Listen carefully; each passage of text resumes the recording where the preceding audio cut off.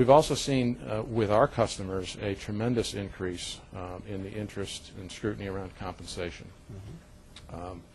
In two ways, really. One is as an engagement tool to drive engagement, enthusiasm, and reward amongst the workforce. After all, that's at the end of the day probably the number one thing that people do show up for.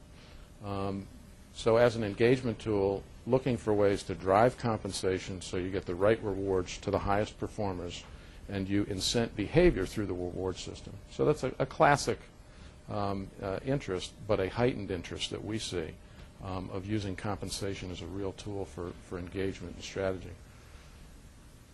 A flip side of what we see with compensation right now is this whole focus around compliance and essentially staying ahead of the compliance monster.